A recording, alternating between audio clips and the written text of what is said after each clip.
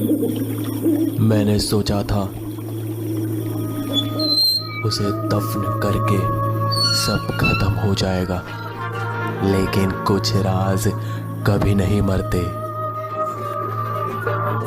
वो जिंदा रहते हैं, इंतजार करते हैं लौटने का। बाबा जल्दी करो, मुझे स्कूल के लिए देरी हो रही है। अरे रुक जा, कहीं ना तू एक दिन में पढ़ लिख कर कलेक्टर बन जाएगी। अब ये पढ़ाई लिखाई छोड़ दे। और वैसे भी क्या करेगी स्कूल जाके? तेरा मास्टर तो खुद सप्ताह में एक दिन पढ़ाने आता है। बाबा मास्टर जी कभी कभी तो आते हैं शहर से पढ़ाने, और देखो ना कितना अच्छा पढ़ाते हैं वो। वैसे ये सब छोड़ो बाबा, देखो मुझे देर हो जाएगी। रुक जा, ला रहा। कमला गांव के पुजारी जी की बेटी थी। कमला की माँ सावित्री बीमारी के चलते बचपन में ही गुजर गई। पंडित जी तो कहते थे कि सावित्री का मानसिक संतुलन खराब था, लेकिन गांव वालों का इस बारे में मानना कुछ अलग था। लोग बताते थे कि वो अक्सर अजीब हरकतें किया करती थी। उनके आसपास शायद कोई साया था या कोई काला जादू। ये उस समय की बात है जब सावित्री पेट से थी। उसको 9 महीने से अधिक हो चुका था, लेकिन फिर भी उसको कोई दर्द नहीं होता था और ना कोई परेशानी। अक्सर सावित्री अकेले बैठे बैठे अपने पेट पर हाथ फेरते हुए गाना गाया करती थी। बहुत ही अजीब सा गाना था वो। कोई इंसान बुलाए ना जाना, कोई शैतान बुलाए ना जाना, वो रहता है घर में कहीं, हैवान बुलाए ना जाना। कुछ तो संकेत था इस गाने में जो शायद कोई समझ नहीं पाया। एक दिन सावित्री की तबीयत बहुत खराब हो गई। उसे काली खून की उल्टी होने लगी, लेकिन एक बात जो बहुत अजीब थी, उसकी उल्टी से बहुत सारे कीड़े निकल रहे थे, मांस खाने वाले कीड़े। अब उसे लेबर पेन भी होने लगा था। उसका बच्चा कभी भी जन्म ले सकता था। घर में कोई नहीं था, सिर्फ वो अकेली थी। वो जोर जोर से दर्द से कराहते हुए अपने बच्चे को जन्म देते ही दम तोड़ देती है। उस दिन पुजारी जी गांव में ही किसी का श्राद्ध करने गए हुए थे, तो उन्हें आते आते शाम हो गई। वो घर आकर देखते हैं तो उनकी पत्नी जमीन पे मरी पड़ी थी और आसपास काली उल्टी पड़ी हुई थी, जिसमें से बदबू आ रही थी, जैसे मानो कि उसे मरे हफ्ता बीत गया। लेकिन ये क्या, वो जब सावित्री के पैरों के पास ध्यान से देखते हैं कि किसी ने उसके पैरों को खा लिया था, बस हड्डी ही बची थी। तुम्हें बिल्कुल मेरी याद नहीं आती, तुम्हें तो बस अपना काम ही दिखाई देता है। मेरा क्या हाल होता होगा इस बीच, सोचा है कभी? तुम्हें क्या, कमला मरती है तो मरे, तुम्हारी बला से। नहीं कमला, ऐसा कुछ नहीं है। मैं भी चाहता हूँ कि तुमसे मिलता रहूं, लेकिन अगर मैं तुमसे ज्यादा मिला और गांव वालों को पता चल गया तो वो लोग मुझे नौकरी से निकलवा देंगे, और जो थोड़ा बहुत आना जाना होता है इस गांव में वो भी बंद हो जाएगा। कमला ने पढ़ाई बहुत देर से शुरू की थी। इस वजह से वो पढ़ती तो 10वीं कक्षा में थी, परंतु उसकी उम्र 21 वर्ष थी और मास्टर जी अभी अभी अपनी परीक्षा पास कर सरकारी नौकरी पर लगे थे, तो उनकी उम्र भी कुछ अधिक नहीं थी। एक दिन की बात है जब दोनों यूं ही सबसे दूर छुपकर जंगलों के पास बैठे हुए थे और आपस में प्यार भरी बातें कर रहे थे कि तभी मास्टर जी को महसूस होता है कि कोई उनको देख रहा है। शायद वो इधर उधर देखते हैं और थोड़े गंभीर हो जाते हैं। दोनों डरे हुए थे कहीं उनकी चोरी पकड़ी ना जाए। कोई है जो यहाँ हमें देख रहा है, चलो यहाँ से चलते हैं। अरे कोई नहीं है, यहीं बैठो। अगर तुम्हारे बाबा ने देख लिया तो गड़बड़ हो जाएगी। तुम्हारे गांव में और इससे सुरक्षित जगह कोई भी नहीं है। तो क्या हुआ, अगर बाबा देख लेंगे तो क्या होगा? ज्यादा से ज्यादा हम दोनों की शादी करा देंगे। अरे यार, शादी की बात नहीं है। बात यह है कि अगर किसी ने हमें एक साथ देख लिया तो मेरी नौकरी भी जा सकती है, क्योंकि तुम मेरी छात्र हो और मैं तुम्हारा शिक्षक। और जहाँ तक बात रही तुमसे शादी करने की, तो वो मैं अभी नहीं कर सकता। इतनी बात चल रही थी कि तभी फिर से पीछे एक आहट होती है, जैसे कोई तेजी से वहां से गुजरा हो। रुको यार, पहले मैं ऐसे ही देख लूं यहाँ कौन है आखिर जो हमें परेशान कर रहा है। उसकी तो मैं अच्छे से खबर लूंगा। रुको, मैं भी आती हूँ। जब तक कमला उसके पास पहुंचती, मास्टर अनजान परछाई ढूंढते हुए पता नहीं कहाँ खो गए थे। कमला उसे इधर उधर ढूंढ रही थी। जंगल में हर तरफ देखने के बाद कमला घबरा गई थी और जोर जोर से आवाज लगाने लगी, पर मास्टर कहीं नहीं दिखाई पड़ रहे। इसलिए वो आगे बढ़कर मास्टर को ढूंढने लगती है कि तभी अचानक उसके सामने कुछ आता है, जिसे देखकर उसकी रूह कांप जाती है और पूरा शरीर पसीना पसीना होने लगता है। वहां मास्टर की आधखाई लाश थी जो जमीन पे पड़ी थी। कमला उसको देखकर बहुत डर जाती।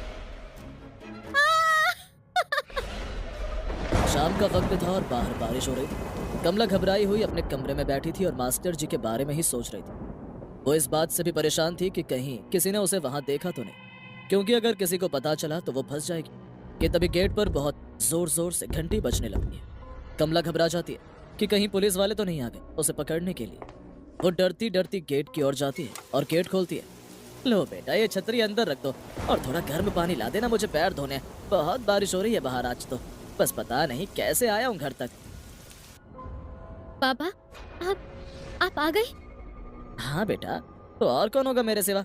क्या हुआ, तुम इतनी घबराई हुई क्यों लग रही हो? कमला कभी अपने बाबा से कुछ भी नहीं छुपाती थी। इस बार भी उसने ऐसा ही किया। उसने सब कुछ अपने पिता को बता दिया कि कैसे वो मास्टर जी से प्यार करती थी, और जब आज वो उनसे मिलने गए तो वहाँ क्या हुआ मास्टर जी के साथ। क्या किया ये बेटा तूने मेरा वादा तोड़ दिया। मैंने तुझे मना किया था ना, तो तूने ये सब क्यों किया? तू और तेरी माँ दोनों की वजह से मेरी जिंदगी नर्क हो चुकी है। मैं अब जीना नहीं चाहता। अगर किसी को पता चला तो मैं क्या मुंह दिखाऊंगा? ऐसा मत कहिए बाबा, मुझसे बहुत बड़ी गलती हो गई। ये सब मुझसे अनजाने में हो गया। मुझे माफ कर दीजिए बाबा, मुझे माफ कर दीजिए। पुजारी अपने कमरे में चला जाता है और अंदर से गेट लगा लेता है। कमला अपने बाबा से माफी मांगती है और उन्हें रोकने की कोशिश करती है, लेकिन वो उसकी एक नहीं सुनते। अगला दिन सुबह रोज की तरह आज भी कमला अपने बाबा के लिए चाय बनाकर उनके कमरे में ले जाती है और बाहर से दरवाजा खटखटाती है, लेकिन दरवाजा अभी भी अंदर से बंद था। बाबा चाय पी लो। बाबा दरवाजा खोलो, मैं तुम्हारे लिए चाय लाई हूँ। अच्छा कम से कम गेट तो खोलो बाबा। अंदर से कोई भी आवाज नहीं आ रही थी। ये देख कमला वहां से वापस चली जाती है। थोड़ी देर बीतती है और कमला अपने और अपने बाबा के लिए खाना बनाने लगती है कि तभी पड़ोस के मोहन काका कमला के घर आते हैं। अरे कमला, आज तो स्कूल नहीं गई, और पुजारी जी कहाँ हैं? नहीं काका, वो आज थोड़ी तबीयत खराब है ना, इसीलिए। और बाबा कमरे में है। अच्छा किया बेटा, तुम आज स्कूल नहीं गई। तुम्हें पता है वो मास्टर जी जो तुम्हें शहर से पढ़ाने आया करते थे, आज उनका शव मिला है जंगल में। शायद किसी जानवर ने उन पर हमला कर दिया था। बहुत बुरी मौत हुई है बेटा, मुझसे तो देखा भी नहीं गया। ये सुनकर कमला को थोड़ी घबराहट भी होती है, लेकिन जानवर के द्वारा मारे जाने की बात सुनकर कमला के मन को थोड़ा संतोष भी मिलता है। और इतनी बात सुनकर मोहन पुजारी जी के कमरे की तरफ बढ़ जाते हैं। पुजारी जी, अरे कब तक सोते रहेंगे भाई? अरे अब उठ भी जाइए, आपको पता भी है गाँव में क्या हो गया है। देखिए ना काका, पता नहीं बाबा सुबह से दरवाजा खोल ही नहीं रहे। मैं चाय भी लेकर गई थी, तब भी उन्होंने कोई जवाब नहीं दिया। क्या कह रही हो बेटी, सुबह से नहीं उठे? रात को तबीयत कैसी थी उनकी? तबीयत तो एकदम ठीक थी उनकी, लेकिन कल रात उन्होंने खाना नहीं खाया था। कह रहे थे बाहर से खा कर आया हूँ। ये बात सुन मोहन और जोर जोर से पुजारी जी को आवाज मारता है, पर पुजारी जी का कोई जवाब अंदर से नहीं आ रहा था। घर में हो रहे हल्ले की वजह से मोहल्ले के कुछ और लोग भी वहाँ इकट्ठे हो जाते हैं और सभी मिलकर पुजारी जी के कमरे का गेट तोड़ देते हैं। और वो सभी सामने देखते हैं कि पुजारी जी अपने कमरे में लगे हुए पंखे से लटके हुए। बाबा, नहीं बाबा, आपने क्या किया बाबा? ये क्यों किया? आप मुझे छोड़कर क्यों चले गए बाबा? कमला के घर में उसके पिता की लाश रखी हुई थी और गांव के बहुत से लोग वहां शोक प्रकट करने आए हुए थे। तभी एक आदमी मोहन जी से कहता है, कितने भले आदमी थे पुजारी जी, लेकिन उन्होंने ये सब क्यों किया? और अब उनके जाने के बाद इस बेचारी लड़की का क्या होगा? उन्होंने ऐसा क्यों किया? ये राज तो पुजारी जी के साथ ही चला गया। और जहाँ तक बात रही इस बच्चे की, तो कमला हम सबकी भी बेटी है, तो अब हम गांव वालों को ही इस बच्चे की जिम्मेदारी उठानी पड़ेगी। सभी गांव वालों ने मिलकर पुजारी का अंतिम संस्कार किया और कुछ ही दिनों में कमला की शादी गांव के ही साहूकार के बेटे ब्रजमोहन से तय कर दी गई। ब्रजमोहन की एक शादी पहले भी हो चुकी थी, लेकिन उसकी पत्नी उसे छोड़कर भाग गई क्योंकि वो अपनी पत्नी को बहुत मारा पीटा करता था। कमला करती भी तो क्या, उसने शादी के लिए हाँ कर दी थी। कुछ दिनों में कमला की शादी ब्रजमोहन के साथ हो गई। शादी के बाद कमला को पता चला कि ब्रजमोहन दारू पीता है और जुआ खेलता है, और उसका बाप साहूकार भी कुछ कम नहीं था। उसकी गंदी नियत कमला पर थी। जब भी ब्रजमोहन घर से बाहर रहता, साहूकार किसी न किसी बहाने से कमला को छेड़ने की कोशिश करता रहता था। जब एक दिन उसने ये बात अपने पति को बताई तो, कमीनी तो ही है जो मेरे बाप को अपने हुस्न जाल में फंसा रही है। मैं तेरे बारे में सब कुछ जानता हूँ कि कैसे तू और तेरा वो मास्टर नदी किनारे बैठे रंगरलियां मनाया करते थे, और तू अब मेरे सामने सती सावित्री होने का ढोंग करती है। चल दूर हो जा मुझसे, सोना है मुझे, बहुत नींद आ रही है। ब्रजमोहन जब होश में रहता था तो वो कमला से बहुत ही प्यार से बात करता था, लेकिन वो जब नशे में होता था तो सब कुछ भूल जाता था। एक बार की बात है, जब इस सबसे परेशान होकर कमला घर छोड़कर जाने लगती है तो ब्रजमोहन उसे जाने नहीं देता और बहुत पीटता है और कमरे में बंद करके चला जाता। जब शाम हो जाती है तो वो वापस आता है। तुम्हें तो पता ही है मैं तुम्हें कितना प्यार करता हूँ, और तुम कि मुझे छोड़कर जाना चाहती हो। और जहाँ तक बात रही मेरे माँ बाप की, तो कभी कभी तुम उनकी भी इच्छाएं पूरी कर दिया करो। आखिरकार वो तुम्हारे ससुर है, वो भी बेचारे माँ के जाने के बाद अकेले जी रहे हैं और घर की बात घर में रह जाएगी। ये सुनकर भी कमला कुछ नहीं कहती और चुपचाप बैठी रहती है। अच्छा चलो कोई बात नहीं, खाना खा लो, मैं तुम्हारे लिए खाना लाता हूँ। ऐसा कहकर वो गेट की तरफ जाता है कि तभी पीछे से हंसने की आवाज आने लगी। ये सुनकर वो जैसे ही पीछे मुड़ता है तो एकदम से उसके पेट में एक चाकू जाकर क्या हुआ? दर्द हो रहा है? अब पता चला कैसा लगता है जब चोट लगती है। तू मुझे रखैल समझता है जो मैं किसी के साथ भी सो जाऊं? तेरे जैसे आदमी को तो मर जाना चाहिए। ये बोलकर कमला चाकू को और जोर से उसके पेट में घुसा देती। जोरदार चीखने की आवाज सुन कमला का ससुर भी वहां जाता और वहां का मंजर देखकर उसके ससुर के पसीने छूट जाते और वो वहां से भागने की कोशिश करता है और भागकर अपने कमरे में जाकर छुप जाता और कमरे को अंदर से बंद कर लेता है। ससुर जी, दरवाजा खोलिए, मैं आपको कुछ नहीं करूंगी। आप तो मुझे पसंद करते हैं ना? साहूकार की सांस रुक चुकी थी। वो गेट थामे खड़ा था। उसको समझ नहीं आ रहा था कि अब वो क्या करे। खोलिए ससुर जी, खोलिए, गेट खोलिए ससुर जी। आरव अपने घर से दूर दोस्तों के साथ खेल रहा था। अरे टिंकू, कन्ने सही से बांधना वरना पतंग हवा में घूमने लगती है। तुझे अगर नहीं मालूम तो बता देना, सिखा दूंगा। पहले खुद को देख जरा, तू हमसे छोटा है, खुद तो आता नहीं तुझे और हमें सिखाने चला है। चल चल अपनी पतंग पे ध्यान दे। तभी उसकी बहन स्कूल से लौटते हुए उसी रास्ते से गुजर रही थी। नीतू दीदी देखो, मैंने पतंग उड़ाना सीख लिया। वो देखो मेरी पतंग कितनी ऊंची उड़ रही है।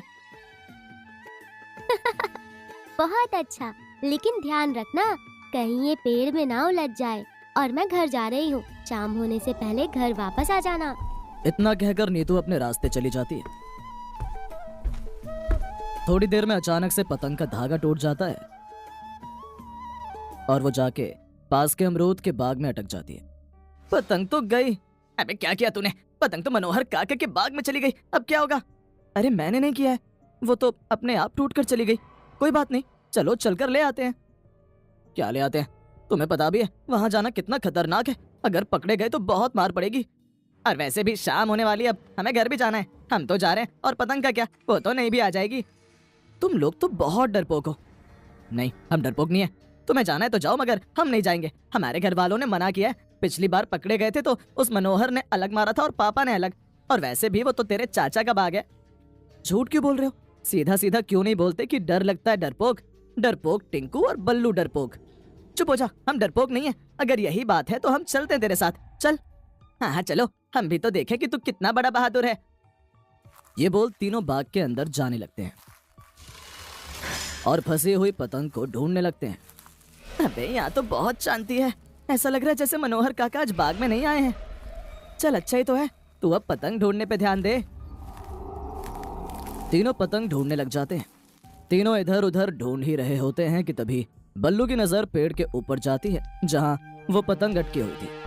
वो देख, तेरी पतंग वहां पे ऊपर पेड़ पे, लेकिन ये तो इतनी ऊंचाई पे अटकी हुई है, इसको उतारेंगे कैसे? टिंकू तू बड़ा है, तू चढ़ जा पेड़ पे। तेरी पतंग है, तू चढ़, मैं क्यों जाऊं? इतना सुन आरव पेड़ पर चढ़ने लगता है और वो ऊपर चढ़ रहा होता है कि तभी आसपास हवा चलने लगती है और पेड़ों के हिलने की आवाज आने लगती है। ऐसा लग रहा था जैसे कोई उनकी तरफ ही आ रहा है।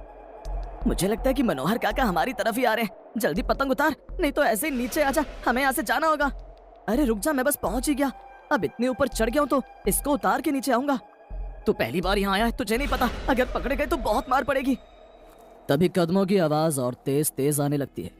ऐसा लग रहा था मानो कोई पास आ रहा है। बल्लू और टिंकू दोनों आवाज सुनकर वहां से भागने लगते हैं। दोनों कहाँ जा रहे हो मुझे छोड़कर? रुको, मैं भी आ रहा हूँ।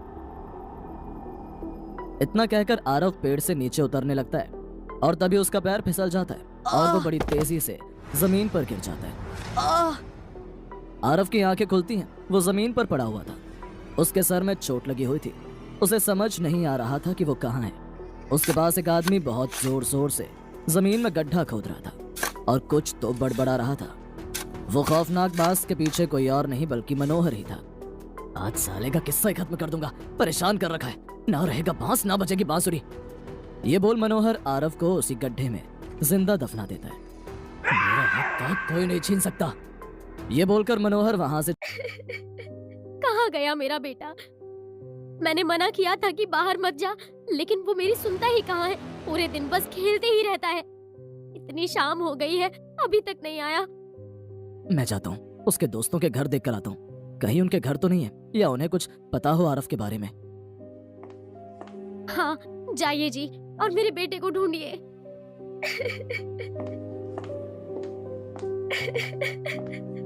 इतना बोल अरुण आरफ के दोस्त के घर जाता है और वहां जाकर पूछताछ करता है, लेकिन कोई भी बच्चा उन्हें कुछ नहीं बताता। अपने माँ बाप के डर से वो ये बात छुपा लेते हैं, जिसके बाद अरुण हताश लौटकर वापस अपने घर जाता है कि तभी उसे रास्ते में ऐसा लगता है जैसे कोई उसका पीछा कर रहा है। कोई काली परछाई जो उसके पीछे पीछे चल तो रही थी पर दिखाई नहीं पड़ रही थी। उसे लगा आसपास उसका बेटा है जो उसे आवाज लगा रहा है। वो मुड़कर पीछे देखता है और अपने बेटे को आवाज मारने लगता है, आरफ आरफ आरफ। पर वहां कोई नहीं था। वो रोते रोते घर पहुंचता है और घर वालों को सारी बात बताता है। ये बात सुन सब रोने लगते हैं। औलाद का दुख आखिर होता ही ऐसा है, बिछड़ जाए तो बहुत गम होता है। इंस्पेक्टर साहब, मेरे बच्चे का कुछ पता चला? पूरे 12 दिन हो चुके हैं उसे गुम हुए, आज 13वां दिन है। तुम चिंता मत करो, हम ढूंढ रहे हैं। जैसे कोई सुराग में मिलता है हम तुम्हें जरूर खबर करेंगे। तसल्ली रखो।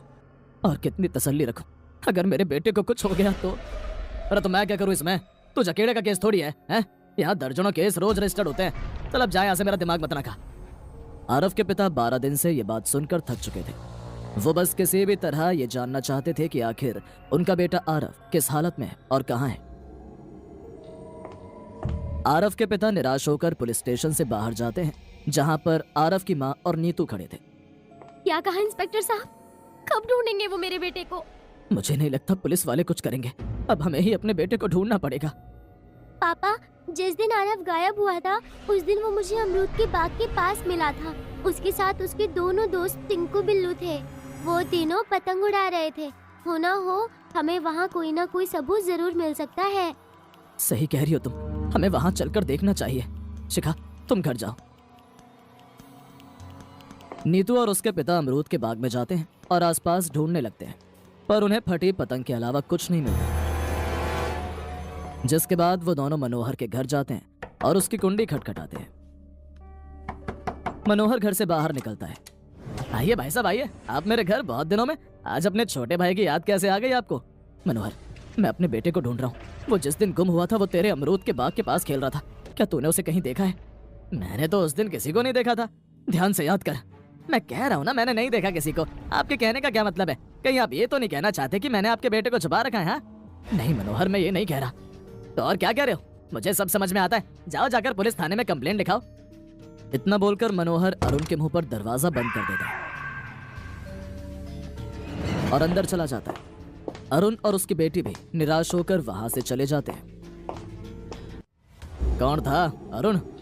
हाँ भाई, अपने बेटे की पूछताछ करने आया था। पूछ रहा था मेरा बेटा देखा है तुमने? उसको क्या पता, उसका बेटा 4 फीट जमीन के नीचे दफन है। पूरी जिंदगी भी अगर अपने बेटे को ढूंढेगा तो भी नहीं ढूंढ पाएगा। तभी मनोहर के घर की लाइट बहुत जल्दी जल्दी जलने बुझने लगती है और खिड़कियां हवा की वजह से जोर से टकराने लगती हैं। तभी घर की छत से लटका हुआ पंखा अपने आप हवा में घूमने लगता है और घूमते घूमते वो पंखा निकलकर इंस्पेक्टर के सर पर गिर पड़ता है। पंखे की पंखुड़ी लगने से इंस्पेक्टर की गर्दन धड़ से अलग होकर जमीन पर गिर जाती है। अचानक ये सब क्या हुआ? ये देख मनोहर दंग रह जाता है। अब इस लाश का मैं क्या करूं? इसे कहीं तो छुपाना होगा। अगर किसी ने देखा या किसी को पता चला तो बड़ी मुसीबत हो जाएगी। ये कोई आम इंसान नहीं था, एक पुलिस वाला था।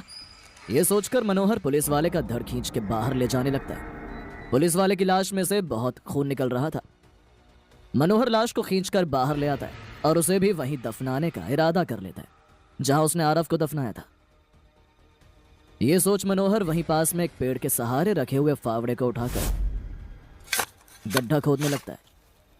थोड़ी देर बाद मनोहर गड्ढा खोदते खोदते थक जाता है और रुककर लंबी गहरी सांसें लेने लगता है। यह बड़े लोगों के लिए गड्ढा खोदना कितना मुश्किल काम है। मेरी तो हालत खराब हो गई, ऊपर से कुछ खाया भी नहीं है। आज तो पूरा दिन खराब चला गया। उस मनोज अरुण की शक्ल जो देख ली थी। थोड़ी देर रुककर मनोहर फिर से गड्ढा खोदने लगता है और आखिरकार जब वो गड्ढा खोद लेता है तो पुलिस वाले के धड़ को उस गड्ढे में रख देता है और मिट्टी डालने लगता है। लेकिन तभी उसे याद आता है, अरे मुंडी तो घर पर ही रह गई। मनोहर घबराते हुए घर में जाता है। जब वो कमरे में पहुंचता है तो देखता है कि इंस्पेक्टर का सर वहां से गायब है और पंखा अपनी सही जगह पे सही सलामत लटक रहा था। लेकिन वो खून के निशान अभी भी नहीं मिटे थे, न पंखे से और न फर्श से। ये सब क्या है? ये भी तो नीचे गिरा था, तो इसे ऊपर किसने टांगा? कोई तो है यहाँ जिसने जानबूझकर ये सब किया है। कौन है? सामने आओ, नहीं तो मुझसे बुरा कोई नहीं होगा। मनोहर बुरी तरह घबराया हुआ था। तभी उसे याद आता है कि वो धड़ को गड्ढे में ही छोड़कर आया है।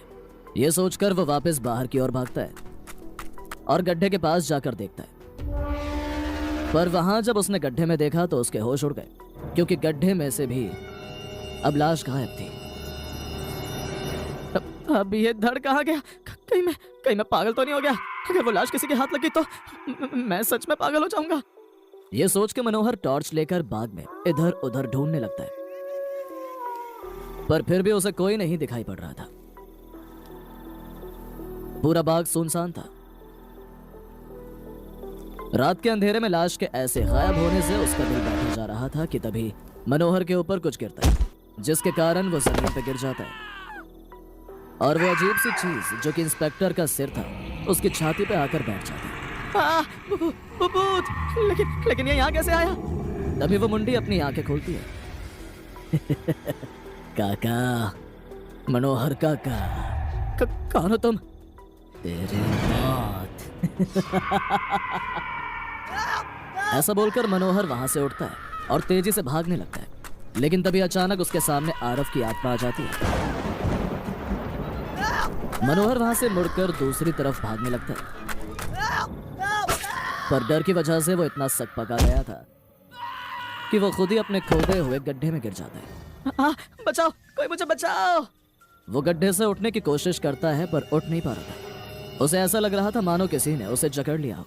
तभी वो गड्ढे से बाहर देखता है तो सामने आरव खड़ा था। तुझे तो मैंने मार दिया था, तू जिंदा कैसे है? मैं हूँ कच्चा कलवा। आज 13वीं थी मेरी और तूने मेरी लाश को जलाने का अधिकार भी नहीं दिया। देख, तेरा लालच तुझे मौत के गड्ढे में खुद कैसे ले आया चाचा। अब कहाँ भागेगा? जमीन चाहिए थी ना तुझे मेरे पापा की, मेरे हिस्से की। देख, तेरे लिए बगल में ही सीट बुक की है मैंने। इतना बोल आरव पास में पड़े फावड़े को मनोहर के ऊपर फेंक देता है, जिससे मनोहर की मौत हो जाती है।